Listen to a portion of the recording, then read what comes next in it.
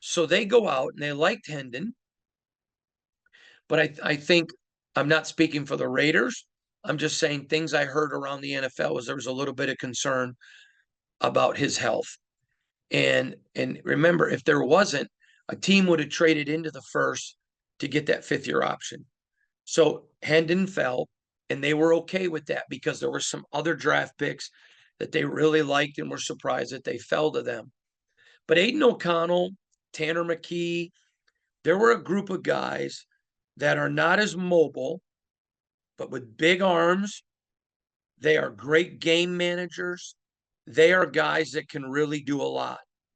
And they liked him a lot. They liked his accuracy. Now, somebody comes to me and says, "Oh, yeah, you say accuracy. Well, look at the interceptions." And he did throw some interceptions, but that's because people don't understand the difference between 21 and 22, new personnel and some changes in the program. I don't have time to get into all that. If you want to argue what somebody on a website says, that's fine. I have no desire to argue with you. I'm trusting people in the NFL.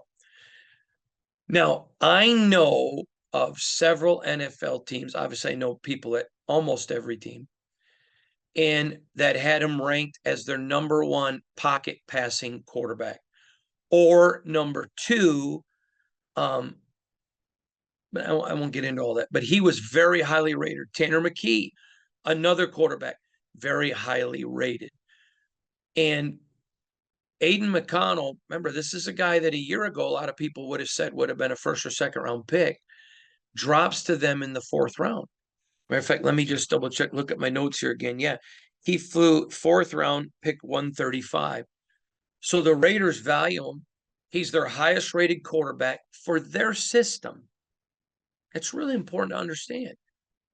If you got a chance to get Patrick Mahomes, you get Patrick Mahomes. But there was no Patrick Mahomes available. There were some good guys, but I've heard people saying, "Why do we pass on a franchise quarterback?"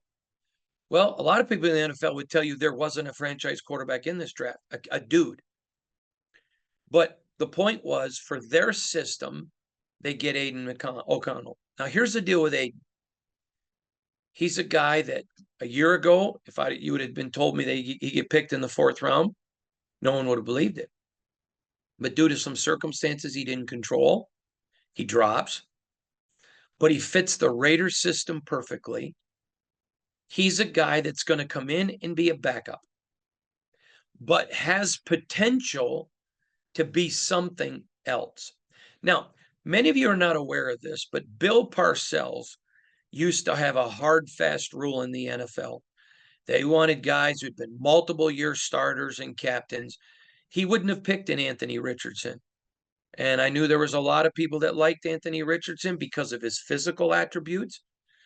But there were a lot of people that liked Jamarcus Russell because of his physical attributes. And he didn't win. Anthony Richardson didn't win as much as Jamarcus Russell.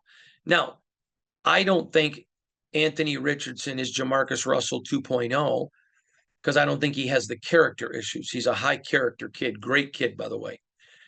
But still, there was a lot of questions. You don't take an Anthony Richardson, at least a lot of the teams I know that are successful quarterbacks. What are you doing? You don't take that guy that early. But they did. And I wish him well. I hope he does really well. But they got a guy that fits their system perfectly, a guy that previously would have been a first or second rounder in the fourth, and a guy that's going to come in and be a starter. Now, they don't need him to start. If Jimmy Garoppolo stays healthy, Jimmy's your guy. If Jimmy doesn't stay healthy, then you go to Brian Hoyer, who's a proven quarterback and knows the system. But you have an Aidan O'Connell there who's going to learn from Jimmy and Brian, who are both willing to teach. You got a guy in the fourth round who was the best quarterback that you had a higher rating on. And by the way, I know of one other team, not multiple, because most teams run with a running quarterback, but I know of one other team that had Aidan O'Connell with a second round grade as well, which the Raiders did. So you go get a guy with a second round grade with potential to be a starter.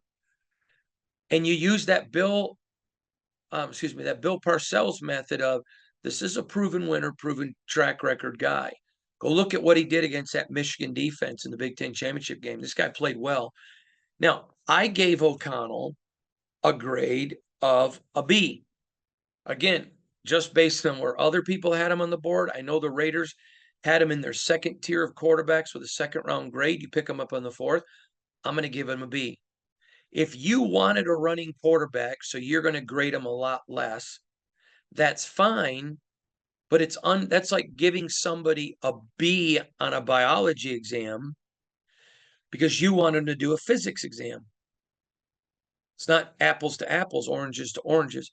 If you don't like the system Josh McDaniels runs, you don't have to like the system, but you don't dock a quarterback because he doesn't run the system you want when your team doesn't run that system. So I give them a B. They got a guy with a definite potential being a starter, definite potential. It would not shock me if Aidan O'Connell becomes a starter in this league. He reminds me, again, different style, but when Bill Parcells went and got Tony Romo real late, everyone's like, well, this guy's not going to be any good. And Tony Romo, whether you think he's good or not, because you're a Cowboy fan, ended up having a very good career. This is a guy that would not shock me. He can at times get rattled, which is what you saw in 2022. He got rattled because he didn't have anywhere near the offensive line that he had in 2021. And the guy was running for his life. So that's a true criticism. He does get rattled a little bit. But I think you're going to see from the Raiders, they got themselves a player here. And I like the pick. I give it a B.